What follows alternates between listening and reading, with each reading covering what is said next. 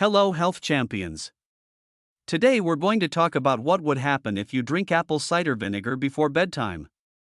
And I call the video that because a lot of people have asked due to some videos suggesting that you should drink it before bedtime. But we're going to cover all possible scenarios so you really understand what would be best for you. But the best time for you depends on the mechanism involved that would benefit you, and that determines the timing. So first we have to understand what are the different things that apple cider vinegar can do for you. And the first thing it can do is to help digestion, and the reason it can do that is that it's an acid, but it is not a very strong acid if we compare the pH of apple cider vinegar to the stomach acid, hydrochloric acid. Then we see that apple cider vinegar has a pH of 2.5 to 3.5, which is quite acidic, but it's still very weak compared to hydrochloric acid, which is between 1 and 2. And if you understand that pH is an exponential scale, then the difference between these two ranges is about 30 to 100 times. So hydrochloric acid is 30 to 100 times stronger. So even though apple cider vinegar helps digestion tremendously, it does not actually digest anything by itself. What it does is it primes the digestive tract, it jumpstarts the action.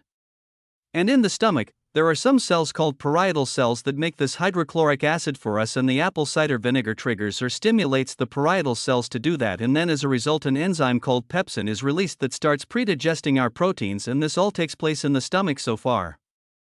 But then the next step is that we also stimulate the gallbladder to release bile, and then we stimulate the pancreatic enzymes to be released from the pancreas, and that takes place in the small intestine, but it is set up by the action in the stomach. So everything happens in a certain sequence, and one thing leads to another, and the apple cider vinegar can start off this process. And the pancreas releases proteases to digest protein further down now into individual amino acids. It releases lipases to break down fat, which the gallbladder started with the bile, and also some carbohydrate breakdown with amylase. And apple cider vinegar can be very, very helpful here because a lot of people have something called hypochlorhydria, which means they don't make enough hydrochloric acid, enough stomach acid by themselves. So apple cider vinegar can help stimulate this process. And if you don't have enough, now you can get symptoms like bloating and all sorts of different forms of indigestion. You can get malabsorption, meaning if you don't start the digestive process properly, then you also can't absorb the nutrients properly, and in addition to protein we can also be missing out on iron, calcium and magnesium, and if we don't have enough acid we can also get acid reflux or GERD, gastroesophageal reflux disease, and this is one of the biggest misconceptions out there because people feel the burning and they think they have too much acid, which is usually not the case. Typically, people don't have enough acid. And when we don't break down the food properly, then it just sits there, and now that's what starts bubbling back up and creating the symptoms. Apple cider vinegar can also help you with blood sugar control because the active ingredient in apple cider vinegar is called acetic acid. And by improving the acidity in the stomach, we slow the gastric emptying and we slow down the absorption of carbohydrates and the rate that they turn into sugar. And therefore, we're not going to get the blood sugar spikes the same way. In fact, they found that people taking apple cider vinegar with a meal or before a meal rather, they could get up to 34% more insulin sensitivity, and the effects were greater when people with insulin resistance or type 2 diabetes that already had some trouble with this. Apple cider vinegar can also improve your fat burning. It can stimulate fat burning, and the reason it does that is that apple cider vinegar or acetic acid will increase the activity of AMP kinase or AMPK. And AMP stands for adenosine monophosphate. And if you notice, that sounds a lot kind of like adenosine triphosphate. And the reason is they are kind of similar. They're part of the same process, so we have this little group, this molecule called adenosine, and then that is hooked up to a phosphate group, and this phosphate group, if we have one, that makes it adenosine monophosphate, but we could have more of these hooked up, and if we have two, that's called adenosine diphosphate ADP, but what we're really wanting is the energy currency of the body called adenosine triphosphate ATP, so the more of these phosphates we have hooked up, the more they act like a high energy state. It's like we're storing energy in a spring here. And when we have ATP, we are fully loaded to take advantage of that energy. And we can release one of these springs and we can get that energy back, then it turns into ADP, and usually we just go from ADP to ATP back and forth, but in a really low energy state it becomes adenosine monophosphate, so this AMPK, it monitors the ratio between the very low energy states of AMP and the high energy states called the ATP. So if that ratio is off, then if that AMP is relatively high, then that means that we need a lot more energy. So we always have different amounts of AMP, ADP, and ATP, and the body monitors, the AMP kinase monitors these ratios, and if we have a relatively high ratio, higher than normal amount of AMP and lower than normal amount of ATP, that indicates that it's a low energy state, and apple cider vinegar can shift this a little bit to get this process started to make energy a little bit easier, so therefore it will tend to increase fat burning to make energy and reduce fat storage, and it can also help a little bit more that apple cider vinegar will reduce appetite by increasing a satiety hormone, a hormone that makes you feel more full, more easy, called GLP-1. And apple cider vinegar can also help improve your gut health because the active ingredient in apple cider vinegar is, like we said, is called acetic acid, and that's actually a short-chain fatty acid that is produced by some gut bacteria, but it is also consumed by other gut bacteria. So by taking some apple cider vinegar we can also give these beneficial bacteria a little bit of a prebiotic, a little bit of food to enhance their function. And apple cider vinegar also contains some organic acids that can increase the function, that can stimulate the beneficial bacteria and inhibit the harmful strains of bacteria. And if you get an unfiltered, usually organic, but unfiltered apple cider vinegar, it contains a little bit of stuff, a little bit of cloudiness at the bottom, and that's what they call the mother. And that contains some enzymes and some bacteria that act like probiotics for these bacteria in the gut. So there are many different ways that apple cider vinegar can actually support and improve the overall gut balance. So now that you understand what apple cider vinegar can do for you, now the timing when to take it depends on what you're trying to accomplish. So look at what your primary reasons would be out of the things that we talked about. And if you were to take apple cider vinegar first thing in the morning on an empty stomach, now it will do the following. It will prime your digestion for later. So even if you're only going to eat like many hours later, you're still starting a process that will help your body be ready for it when you eat. And in the meantime, you're going to help clear up any undigested residue. So it's like a cleanup and a detox process, if you will. It will also support the gut biome like we talked about, and it will kickstart your AMP and your fat burning and your metabolism and your energy production a little bit. And when you stimulate the pancreas to release enzymes but there's no food in the digestive tract, then these enzymes are going to sort of be latent for later, but there's also going to be some of that enzymes getting out in the systemic circulation and have a mild systemic effect and start cleaning up various different protein and different kinds of junk. And if you were to take the apple cider vinegar before a meal, you want to allow at least 15 to 20 minutes before the meal, and now you will get enhanced digestion. You will jumpstart it like we talked about, thereby you will break down the food better, and it is critical that you complete the first step of breakdown so that the later steps will work better. And the better you can do these first step, the more benefit you're going to get out of the food. So now you're going to absorb the nutrients in the food better.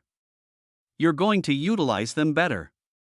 And we're talking primarily protein and minerals, but all foodstuffs will be better absorbed, so that includes fat and carbohydrate too, and there is a good chance you will reduce your acid reflux if you have issues with that. But like we talked about, one of the huge benefits is that you will reduce your blood sugar spikes, you will improve your insulin sensitivity dramatically, and you can also take it before bed, like we suggested in the title, and then you would improve the following. Primarily, you would improve your gut health, you would support that, and you would improve your blood sugar control.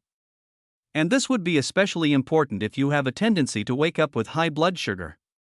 So if you're insulin resistant or a diabetic, a lot of those people will wake up with very high blood sugar. And by taking apple cider vinegar, you can kind of work on this throughout the night. But what this means also is that if you have a tendency to become hypoglycemic and maybe you don't even sleep so well, maybe you have unrestful sleep because of your blood sugar swings and you tend to drop low, then that would be a contraindication. That's a strong reason not to take the apple cider vinegar before bed. And because it can help stabilize blood sugar and blood sugar control, in some people, it may even improve the quality of sleep. But we do recommend, if you do it that way, that you rinse your mouth after taking the apple cider vinegar, and that you wait about 30 minutes to brush your teeth, though, because the apple cider vinegar can kind of soften the enamel, so you don't want to get anything abrasive in there within that 30-minute period. But now let's talk about the dosage also. Does it change depending on when you take it? Well, a little bit. So if you take it first thing in the morning on an empty stomach, you would typically take 1 tablespoon, and that's about 15 milliliters for those who prefer the metric system, and you would dilute that with at least 8 to 16 ounces of water, and in metric that would be 2.5 to 5 deciliters, and that's to reduce the potential irritation of the acid on your digestive tract, on your esophagus, and on your teeth. And then if you take it before a meal, now you would do the same amount. You would take 1 tablespoon if it's a low carbohydrate meal, because then you don't really need so much of the blood sugar control. But if it's a little bit higher in carbohydrate, then you would double the amount of apple cider vinegar to get that extra boost to handle the glycemic response. But now here's the thing. If you double the amount, you also need to double the water. So now you would take 16 to 32 ounces or about half a liter up to 1 liter, which is quite a bit. And you want to make sure that you absorb that before you start eating. And now you want to allow at least 20. But even better, probably 30 minutes before the meal. That way you have absorbed virtually all of that fluid, so it's not going to interfere with your digestive process. And if you take it before bed at bedtime or during the evening, now you want to reduce the amount, and this is the biggest difference, because a lot of people suggesting you take it in the evening, they would still tell you to take 2 tablespoons, and that's going to be a lot for most people. So in the evening you want to hold back on the amount because you don't need a whole lot, and there also is the potential to irritate the digestive tract, especially if you lie down and you have a tendency for reflux, so you want to take about 1 teaspoon and work your way up, maybe if you feel you need it. But for a lot of people, 1 teaspoon is going to be enough, and that's about 5 milliliters. And if you want to take a little bit more, and if you are prone to reflux, now what you can do is you can take it earlier. So it's not like you have to take it right before bed. If you have your last meal, let's say at 6 o'clock, and you go to bed at 10, then you just need to allow enough time really to digest the food. And you could take it like 8 o'clock or 9 o'clock is totally fine, because you'll still get the benefits. The stimulation that you get from the apple cider vinegar is still going to be there. And then for a lot of people, their biggest hurdle is that apple cider vinegar is not the tastiest thing they have ever come across. Some people love it and other people can't stand it. So here are some things that you can do to sort of work with the flavor if that's an issue for you. So first of all, you want to dilute it like we've talked about, so it's not so intense. You want to use at least 8 ounces of water per tablespoon of apple cider vinegar.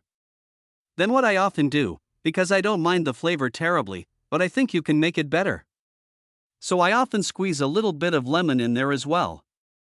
And then I put a few drops of concentrated stevia in there, just enough to kind of break up the acidity a little bit.